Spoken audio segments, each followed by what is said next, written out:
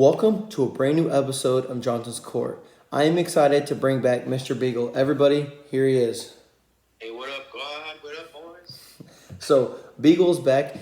He had COVID and things like that, so we're glad Beagle's healthy. He's back and he's ready to come back and dive into football because it's been a crazy week or 2 weeks since he's been gone. But with that being said, we're going to get right into it. Last week I went 9-7, so I had a plus 500 record. Beagle had a great record last week, went 12-4. Ooh, I think that's one of my better weeks. So I think as of right now, that's Beagle's best week. Because so far, your best week is 9-7, I believe. So 12-4 is the record to beat. Let's go. With that being said, my total record is 38 wins, 41 losses, and 1 tie. Or Beagle comes in at 47 wins, 32 losses, and 1 tie. Wow, I didn't realize I was on point. Beagle is kicking my butt. Make up for last year. Yeah, he's making up for last year. He is running and taking the crown. Now, as of last week, as everyone know, Jack Waddle was on the channel. So if you're watching this week, Jack, appreciate you. Thank you for coming on. You did really well as well, man. You went plus 500. You went 12-4 as well. You tied Beagle. So for your first time being on the channel, you did really good, which is awesome. And we differed on some games, and, that's what was able to get you ahead of the curve. One game he differed last week was the Jets and the Dolphins. He goes, you know what, Riley, my heart's telling me I got to go the Jets. And he was right.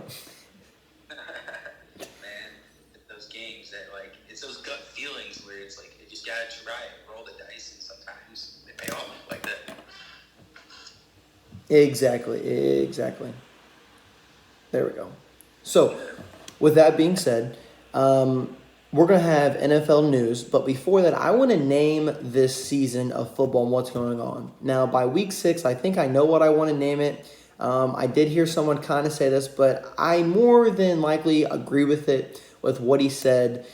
But I'm quoting Tom Brady here, and he was asked about why so many teams are winning or what's going on in this season. And he said, a lot of teams are playing mediocre football. That's fair. And I'm going to have to agree with that. What do you think, Beagle? He's not wrong. There's been a whole bunch of, question marks this whole year. I'm trying to think of a good example. I know the Browns are a quality example. Well, what was it, week 3, where they had, 3 games of insane comebacks? Mm-hmm. The 21-point comeback right there. The Lions, the best offensively, but yet the worst defensively team, but are still putting up an insane amount of points. It's crazy, man. There's just been a lot of mediocre football. You know what? No other better place to put it. I agree with you that, and I really was like, am I going to say mediocre football? But then the more I thought about it, I was like, you know what? That's honestly the best way to put it, just like you said. So mediocre football is the name of this season. Mediocre football. Last year was the year of the backups. This year it's mediocre football. I kind of like that, having name of the season, just to, see how the season's going to go.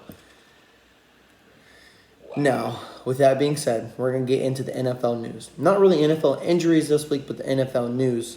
I'm going to save this one I wrote down first for last before we go into it. But the Cowboys are 4-0 under Cooper Rush.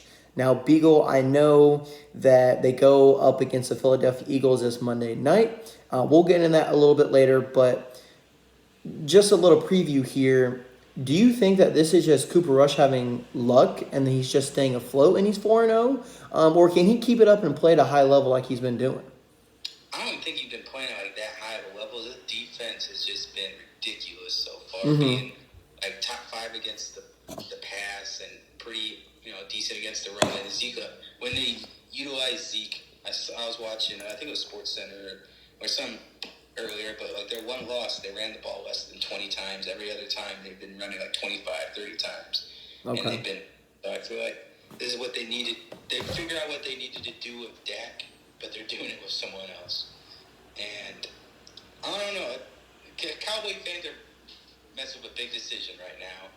I know that they said that Dak's been throwing and practicing again. So I don't know, man. Do you ride the wave or do you want to stick with Dak? What would you do if you were given the keys? Me personally, I think you should ride the wave of Cooper Rush just because of what we've seen so far. But I think when he gets his first loss, then you bring back in Dak Prescott. But I think what the biggest key is since Cooper Rush has been playing with the starters and doing that, when you go to practice, when Dak Prescott comes back, you need to split that 50-50. I think you need to be Dak Prescott, okay, you're 50% reps. Okay, Cooper Rush, you're still 50% rep. So then instead of they just go back to Dak Prescott, then I feel like the offense kind of has to change again. You know what I mean? If you can kind of keep that balance, I really feel like, not saying that they need to go to a two quarterback system, but still have that balance. Right. I would say. I forgot what I was about to. I had a point and then it just slipped my mind. I know it's just different game planning for both. I don't know how mobile Dak is now, considering he's been through a couple injuries. Mm-hmm. Got a little more age on him now. So it's like, I don't know how mobile he is now, but like they're just two different quarterbacks you got a game plan for. Very true. I think. I really hope it kind of looks like we're looking at almost like an Alex Smith and Colin Kaepernick situation from 2012 with the 49ers. Mm-hmm. It's just like, do you ride with the hot hand or do you go back to what you know? And just, it could work out either way. It's just, the main key right here is just that defense. If that defense can hold up, I feel like either one of them will. Oh, absolutely. I agree with that. So that's our kind of little rant on the Cowboys. I don't really care too much for the Cowboys, but so far they're keeping it up and they're staying afloat, and that defense is holding that team up high. They're holding them by the belt. They are the belt. Then I kind of want to talk about all teams have one win this season before Week 5. Now, I was seeing a stat that this is the third time it's happened since 1990, since 2020, I think it was, or 2018, and now 2022. What does that kind of, go to tell you that it's only happened about 3 times? I know what stat you're talking about. I saw it on Facebook. It just, in the 100-year history of the league, the fact that this has only happened 3 times kind of does blow my mind. Because, 5 weeks of football is quite a lot. There's with the football being, those sports where anything could happen. One injury could literally make or break a game. One call could make or break a game. Just the fact that there have been teams out there that started the season, almost all but 97 years, 98 years, there's at least been one team that started out 0-5, kind of. It's crazy. Real surprising. With that being said, we are going to go and talk about the problem that the NFL has right now. One of the biggest issues in football. Does the NFL have a roughing the passer problem? Yes. And I agree with you, Beagle. Now, there's 2 games that I saw this happen on. We'll talk about one first, if you saw it or not. But the Bucs versus the Falcons. Did you catch that roughing the passer call? I didn't catch it live, but I saw replays of it, and it's just soft, man. I keep now the memes every year. You get one call where it's something like this, and then the memes come back it's just going to be 2-hand touch. Get the flags out. Just rip the flags. Just turn it into flag football at this rate. But as a defender, you're literally just making a tackle. You're doing what you've been doing your whole life. You're doing your job. Which coached and everything, and they're still calling a flag. At this point, you're gonna have to pull a pillow out and make the bed for him if you want to get a sack, because it's. And then the thing is too, who it was against Tom. It was against Tom Brady. Yep. In fact, you breathe on this man, and you're gonna get flagged. And then there's people like Drew Brees and Peyton Manning back in the day who were getting smoked, and they didn't complain or nothing, but they were still getting trashed, and they weren't getting the respect that they deserve.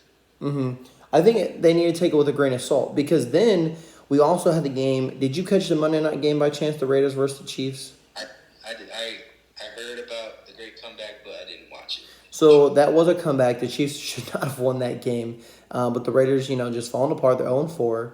But Chris Jones could have sealed the game for the Chiefs with a strip sack, but instead they called roughing the passer. It was complete and utter crap. I mean, I was watching that game and I saw it, and I was just like, the way that Chris Jones tackled him, it wasn't like, I understand roughing the passer if like you go to like sack the quarterback and you put like your head down and like you can kind of tell that like you're doing it like with intent. You know what I mean? Like that I understand. But this wasn't like this at all. Like he stripped the ball, he still had his hand down like under, so like it was a soft landing, I guess. But he stripped the ball out, so you saw that like he made Derek Carr fumble and was going to run for a touchdown. Like literally was going to seal the deal for the game, but instead they call roughing the passer, and they still give the Raiders a chance where it comes down to the end of the game where Devontae Adams and Hunter Renfrow run into each other at the end of the game on the last play of the game. But I just think it's soft. Like I think it's ridiculous that we're having this problem, and I think the NFL needs to get it fixed. They just need it. There's just it trickles down the whole system because there's a shortage of referees on the high school and like that kind of level of sports because there's too many people that are upset with these like kind of calls. And I feel like they need to do a better job at like when they appoint new refs to the NFL. Like I think they just need to scrap every single referee, take them to school, take them to class, ran them through some situations, run them through some summer scrimmages and stuff. And, like, just retrain them. Mm-hmm. Or something. Like, Jesus, how do you mess it up that bad? Like, I know they're trying to cater to the stars and, like, trying to make it more enjoyable, make money out of it. But, Jesus, dude, like, let them play the game. I agree. And a lot of people took on Twitter and things like that. So we know it's a problem. What do you guys think here in the comments? Do you guys think it's a problem? And I hope that you guys agree, because if not, then what kind of league are you watching?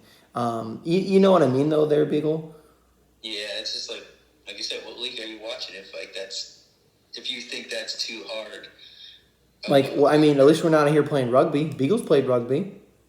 And that was more safe than American football. But that's a whole other conversation. But still, they're not using pads and stuff. That's where I was going with that. But it's just wild. The NFL needs to get their stuff together. Now, we'll go ahead and talk about that. Okay, that'll lead us in there. Great. Devontae Adams, I don't know if you saw this or not, you probably did, but he's getting charged with a misdemeanor assault for shoving that reporter. Yeah, that is just so unprofessional. I get when you players when they leave, they're surrounded by players, and I know it was a hostile environment. It was heated. And he did get in his way, like as a camera dude, like that you're not supposed to do that. It was a little bit on the camera dude's fault, but you have to look at the professionalism of Devontae Adams. He could have said, "Excuse me." He could have, I get you're upset and furious, but at the same time, you're a professional. You gotta do that. And so is the camera dude filing a lawsuit against him? Yes, the camera dude is. So that's the thing that makes if he's getting a fine for this, it makes me curious about what Draymond Green is going to get, or if they've thought that. So I'm pretty sure. Have you seen what Draymond Green punching Jordan Poole knocking him out? Yeah, it was literally Mike Tyson to him. He got fined, but he's not suspended. Oh, did he? Yeah, he got fined. No, he's going to be ready. He's playing in their final preseason opener, and he's going to be ready for game 1. That's kind of like a slap on the wrist. It is, 100%. Yeah, but like I said, it definitely, I don't want to say it both ways, but as like the camera dude, yeah, you shouldn't have been that close to him maybe. Or, there's definitely, you didn't have to like get right in his line of path, but at the same time, Devontae Adams definitely could have said, use his manners or... Yeah.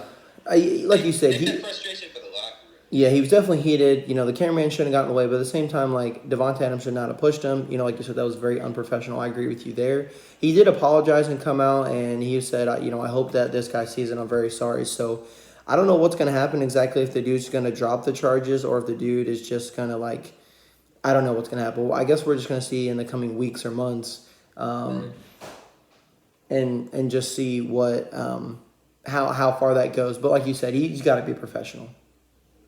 And if he really won. He could have been petty. He could have rolled backwards. He could be like, "Oh my arm."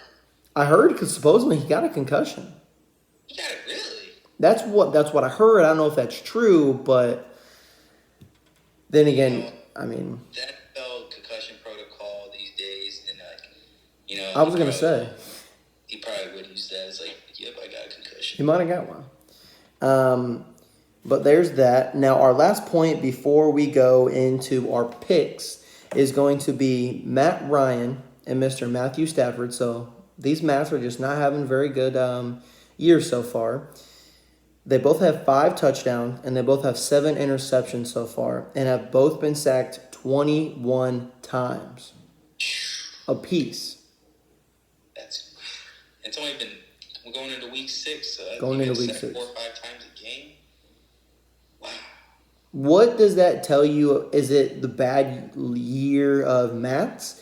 Is it just the Rams are not playing good, the Colts aren't playing good? What do you think when you hear that? When I think of Matt Ryan, I'm surprised the Colts O-line is that bad. The touchdown to interception ratio doesn't surprise me because you don't really have the most quality receivers to throw to. But the fact that he's getting sacked 21 times does surprise me. It's funny at work. One of the dudes breaks down he just breaks it down. He said Danny Pinner. I'm like, hey, I know Danny Pinner. He's like, yeah. And he was showing me, and he's not looking good this year. So as a fellow Cardinal, I'm just like, oh man, come on, Danny, you gotta do a little better. We're working, but I think more surprising is Matthew Stafford. You coming off a Super Bowl win? I get you might not have the same numbers as you did, but just dramatically worse. And that defense is supposed to get better at Bobby Wagner, and they're giving up a bunch of points. Aaron Donald just not doing what he did a year ago. And then the thing with Matthew Stafford, you have these weapons I can understand why Matt Ryan wouldn't have as a lot of touchdowns because you're probably focusing more on Jonathan Taylor. But here it's you have Cooper Kupp, you got Allen Robinson, you got they don't have Odell no more, but they don't have Odell. Tyler Higbee, he's a decent tight end. Like I said, he has options. He's got weapons. Cam Akers is a receiving back too, so it's he has options. How is he struggling? That's a good question, and I'll go ahead and give my take on that. And it's because he's not targeting Allen Robinson enough. You know who has the most targets in the NFL right now? Cooper Kupp. And I get it. You have that connection. You have that teammate chemistry. But at the same time, football is more than a 2-person game. You have to be throwing to Allen Robinson. You guys went out and signed him. Did they sign him or trade him from the Bears? He was a free agent. Okay. So he was on the Bears, and Beagle's a Bears fan. You guys know that. So everyone was like, okay, Allen Robinson is good pickup. Let's do something. And he's not targeting him enough. And that's the thing. You said, we got to target him. That will open up more for Cooper Kupp down the field or other ways to get him open. It's crazy how he's targeted the most, and he's I think he's top 5 in receiving yards. He's doing good, but just the fact that he's a one-man band out there. And you can't expect just Cooper Kupp to score all the touchdowns. No. It's not going to happen like that. But that's it, guys. We are now going to go into our picks of the week of the game. So let me pull up here the games. All right, Beagle, you're going to like this one. I want you to give me your thoughts because it is the Washington Commanders coming in and playing the Chicago Bears. They're at Soldier Field. Take it away, Beagle. Well, we got screwed out of the win last week. Justin Fields had indeed an amazing touchdown run that got called back on some crap. We came back. We were down 21-3, so just the fact that we are a solid second half team, I'll take it. Commanders are not looking good right now. I know Ron Rivera said earlier this week why the Commanders so bad and everyone else in the NFC East is so good. He said quarterback. He did say that. Called him out. That's a low blow, and that's not something I expected from Ron Rivera. Ron Rivera has always been known to be classy, and all, but you don't really hear too much bad about him. So it kind of shook me for a second. I mean, I'm not saying he's wrong. I'm not saying he's right, but I'm not saying he's wrong. Carson Wentz ain't what he used to be. Injuries definitely plagued this man, and say Washington's not just looking good. It's at Soldier Field. Give me the Bears. Home field advantage. Thursday night football. Let's go. Thursday night football. I will say that Thursday night football has not been very good on these Thursday night games, and I'm not saying that the Bears and Commanders game is going to be bad, but there just hasn't been good Thursday night games, and hopefully the Bears and Commanders can turn that around. You know what I mean? As of last week, the Denver Broncos and Colts, nobody scored a touchdown, and I so should have bet on that, dude. I'm so upset that I didn't. It's crazy because I could have won so much money. That's how it always be, man. But at the end of the game, the Broncos should have won that game. Did you see the end of that game? They had so many opportunities to win that game, dude.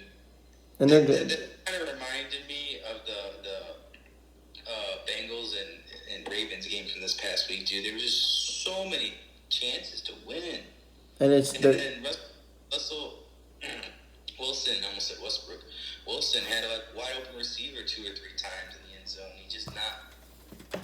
And because Russell's known to have good vision, so something's just not there. Fantasy teams really, really pissed me off. So now I gotta rebuild. I understand. It's just confusing. I mean, he was the most hyped this offseason. Let's ride, or we ride, and they riding into last place right now.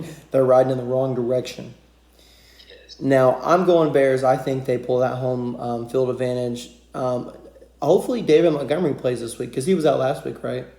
Yes, he was. Okay, so hopefully he plays this week. That'll be a huge addition for him at running back position. But we're going Bears. Who are the Bears? They the Bears. Yes, sir. Next, you've got the Ravens coming in and playing the New York Giants. Now, the Giants are one of the hottest teams in the NFL right now. They're 4-1, just like the Cowboys. So I can't believe that either. The Giants are 4-1. Not just saying that they've had the best schedule, playing the best teams, but this is going to be a hard win for them if they could get it. But I don't see them getting it. I see the Ravens definitely coming out here and taking this one. And Lamar, and the reason I say this is because Lamar every single week is going to prove that he wants that new contract. He's betting on himself, and he's going to show it every single game. So here we go, Ravens.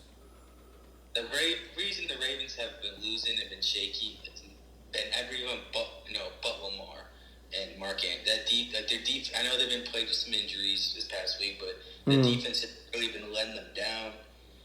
Lamar is just a baller, man. I'm pondering this one because that new coach that the Giants got, big energy, dude. I love what he's doing with the program and what he was able to turn around. And most importantly, another big reason why they're doing Saquon Barkley is finally back.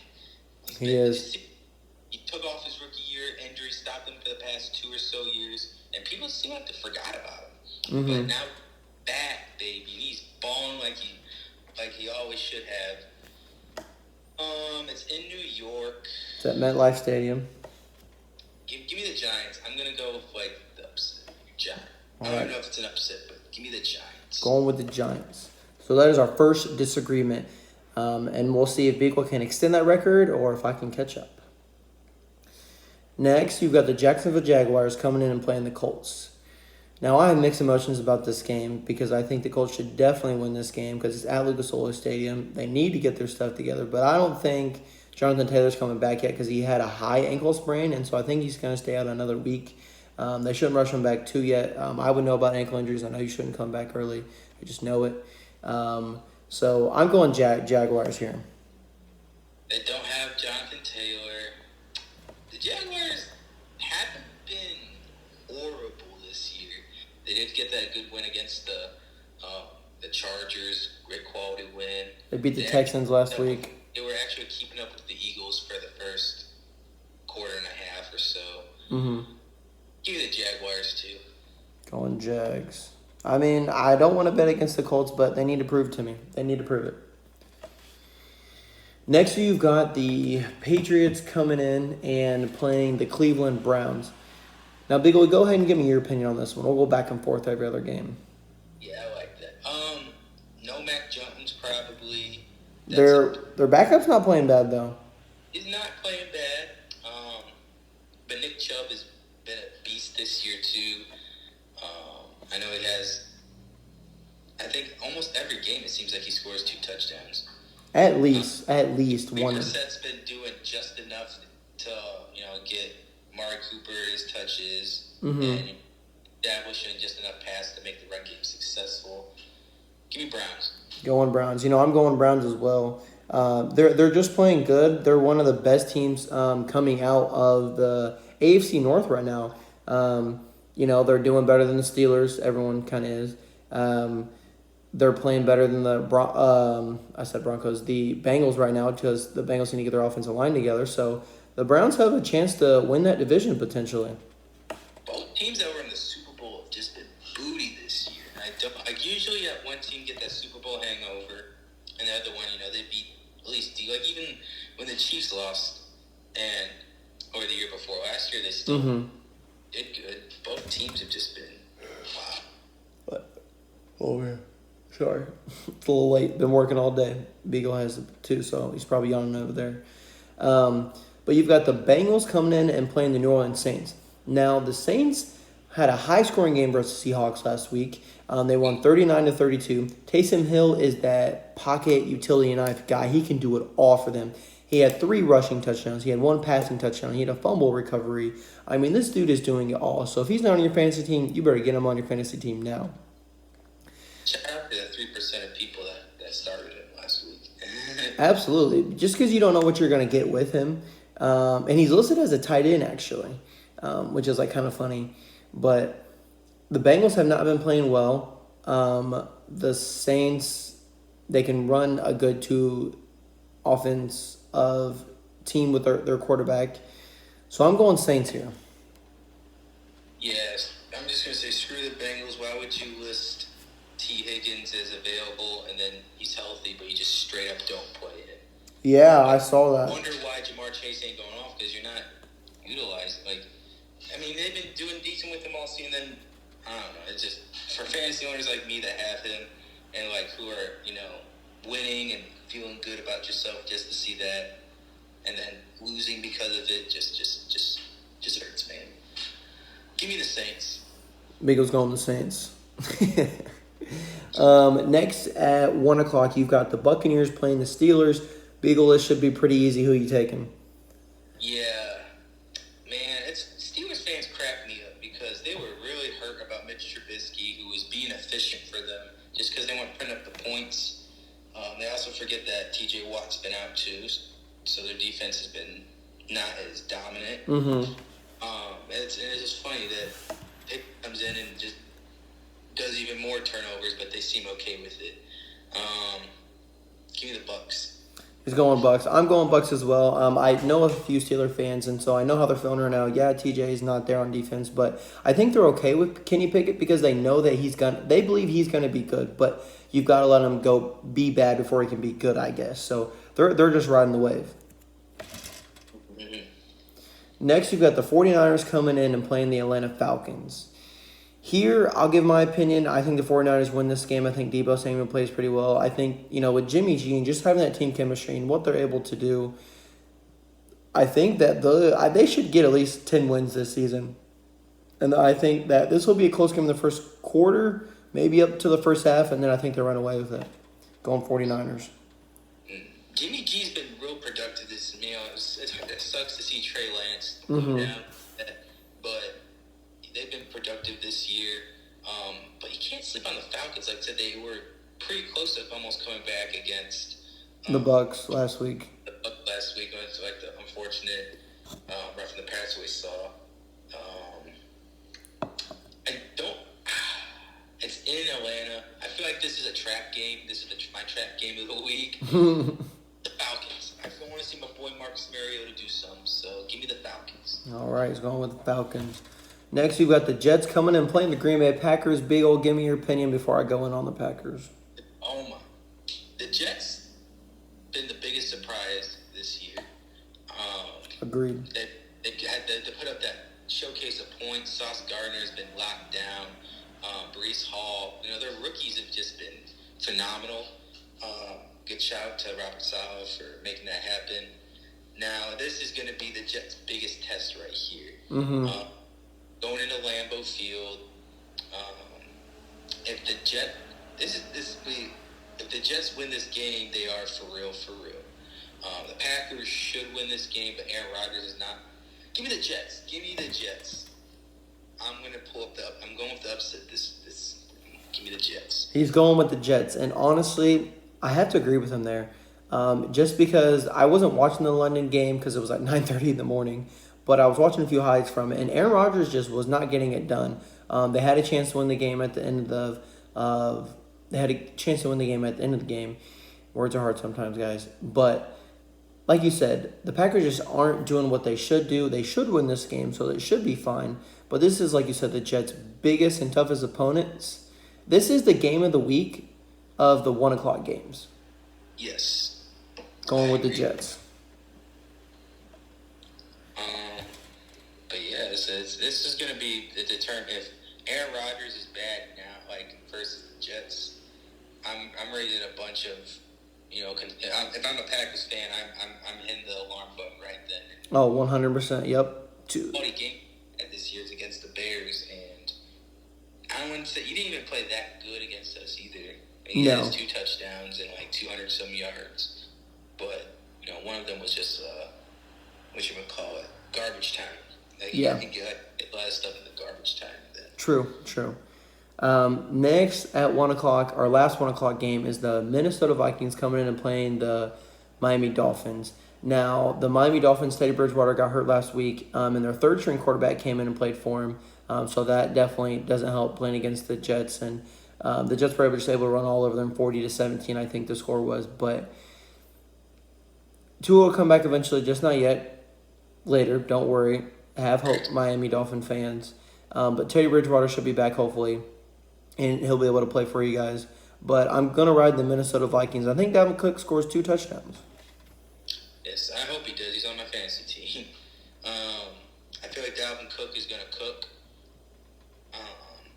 I just feel so bad for Teddy Bridgewater, man. Mm-hmm. He had this opportunity, and then he just gets hurt right out the gate, especially after, being on the Panthers and, leading the league in passing percentage and having to come back and, being good on the Saints. It's just, it just sucks. But if Teddy Bridgewater plays, give me the Dolphins. But I need a for sure answer right now. Give me the Vikings. Beagle's going with the Vikings. All right. Next at... Hey, Tua has been cleared to practice. Okay. Well, that's good. I think he should definitely wait a few weeks, though. That's what I'm saying. Like how? How is he already good to go? Man got carried off on a stretcher and looked gruesome. That's what I'm saying. I don't know. The NFL hopefully isn't trying to rush him back, but we'll see.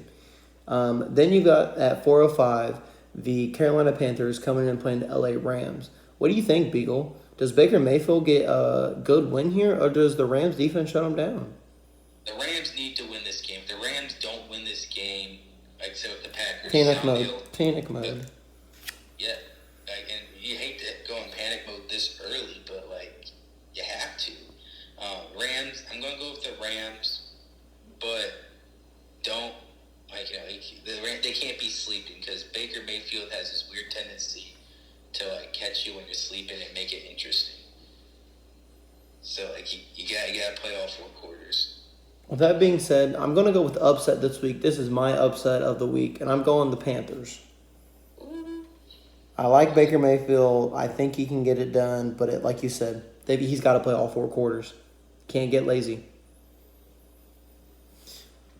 Then you got an NFC West showdown between the Arizona Cardinals and the Seattle Seahawks. Beagle, what are you thinking here? The Seahawks have been playing better than what I thought. They had Geno Smith really. That's the thing with this NFL season too. There's been a lot of head turnings, a lot of the Lions being offensive powerhouses, and then the Jets winning, and the Giants and Lions have been doing good. Everyone thought the Seahawks were going to be trash, but Geno Smith has been good. Kyler Murray has to play a full, good, solid game. He has a tendency to start off cold and then stay cold. Have to get hot enough in the second half to pull off the win. They can't be down too much. It's a hard one. I agree. It's in Seattle. I'm gonna go with the Cardinals on this Gonna go with the Cards. I agree. I'm gonna go with the Cards as well. You paid Kyle Murray all that money for a reason. Show us. Come on. Prove Geno Smith wrong. Now this game right here is a game of the week. You can't tell me anything else because it's an AFC. It's an AFC. What am I trying to think here? Man, I'm so tired I can't remember. An AFC conference championship rematch between the Buffalo Bills and the Kansas City Chiefs. Beagle, let me know your opinions on this game right here because I have a lot. It's the rematch. I don't think we're gonna get the offensive fireworks we saw in the playoffs last year, but the feelings are still gonna be there. The want to win is still gonna be there. Chiefs not without Tyreek Hill this time. I think the Bills. I'm gonna give me the Bills. I know Von Miller's been playing, despite being old, he's still producing. He is. And I know he honestly might be the reason why the Rams defense kind of now, because everyone needs that veteran presence, but he's still he's a vet that still produces. So just huge for the Bills. It is an Arrowhead though. It is an Arrowhead. Bills Josh Allen gets his revenge. I'm gonna go with that. I'm going to have to agree with you on that. I think the Bills get their revenge. And I think this game will carry them over to when they see them again. Because I think it'll probably be another rematch again when they get to the AFC title game. And I think the Bills will win that one as well. So I think this game will help them carry over, have momentum, know what they need to do when they face them again later this season because it's going to happen. And I'm going Bills because I got Josh Allen and the Bills this year going pretty far. Yes, I hope this is the AFC Championship for later down the line. Gosh. This is on a best-of-7 series of this. Josh Allen. That'd be beautiful. This game should be a Monday night game, but we'll talk about the Monday night game, which I don't know why that is, but it is what it is. Next, we've got Sunday Night Football at 8:20. We've got the Dallas Cowboys, the 4-0 Cooper Rush Cowboys. 4-1 is the record, but 4-0 is a starter. Playing the Jalen Hurts and 5-0, the only team left undefeated. Beagle, let me know what you think here because are you riding high with the Eagles or do you think Cooper Rush, do you think his magic continues? Eagles defense has been scary this year. I'm so happy I picked them up. They just like to get to the quarterback. They've been really good in coverage. They've been real clean too, not a lot of flags. This is going to be a battle of the defenses, I feel. This is going to be a great test for Jalen Hurts to see if he can still play at the MVP caliber level against this quality defense. I know Micah Parsons, he kind of got hurt last week, but he was able to come back. So it's just going to depend on his health. How many yards is Trayvon Diggs going to give up? Because I know he still likes to give up a bunch of yards. I feel like this one might come down to a field goal. Give me the undefeated. I'm going to ride with the Eagles on this one. Going to ride with the Eagles. I love what you got to say about them because I think the Eagles win this game as well. Not to say I think this is Cooper Rush's biggest test going against the undefeated Eagles, and it's a divisional game as well. So that brings even more pressure on this game and on this team. But like you said, I think it's a low-scoring game. I think they score at least under 34 points. And I think it comes down to a field goal as well. But I'm going Eagles. Yeah, it's definitely going to be a close one. Then our last game, then we'll wrap it up here for you folks. You've got on Monday Night Football, the Denver Broncos and the struggling, riding Russell Wilson playing the Chargers. I'll go ahead and give my thoughts, Beagle, and then I'll let you finish it off.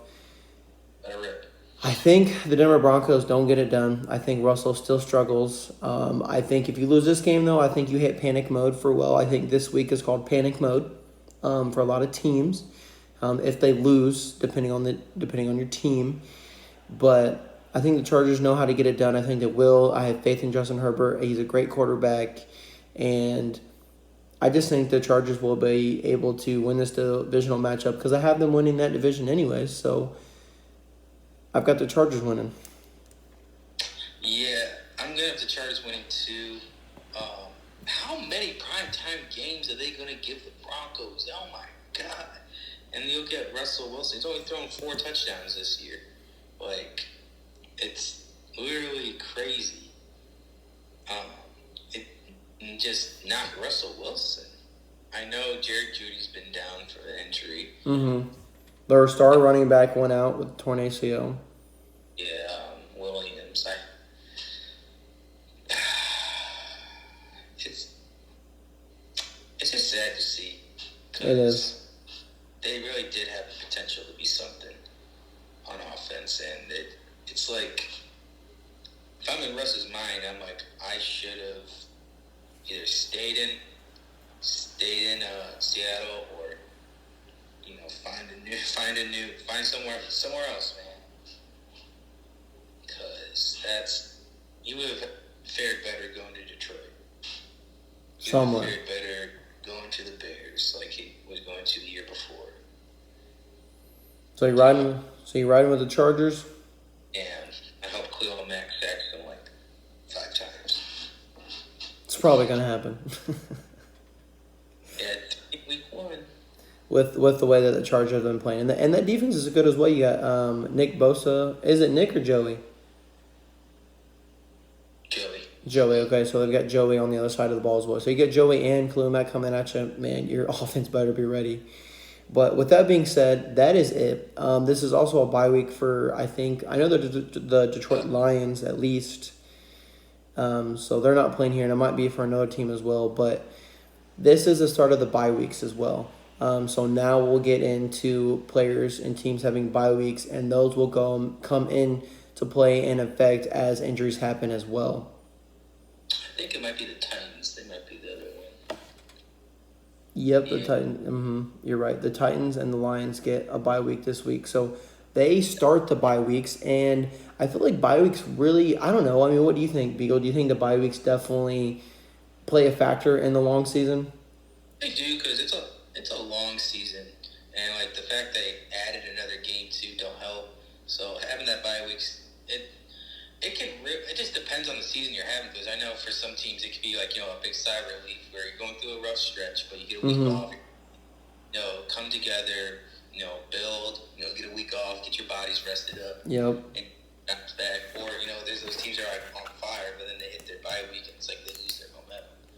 So it's definitely a double-edged sword. You gotta be careful, but if used to the highest potential, it can be good. Absolutely. So with that being said, guys, this is the end of the podcast for Week 6 Mediocre Football. Thank you, Beagle, so much for coming on, and hopefully we can get you on again next week. That's the plan. All right, Beagle, I will talk to you later, and thank you for coming on. Always, dog. Thanks for having me. Yes, sir.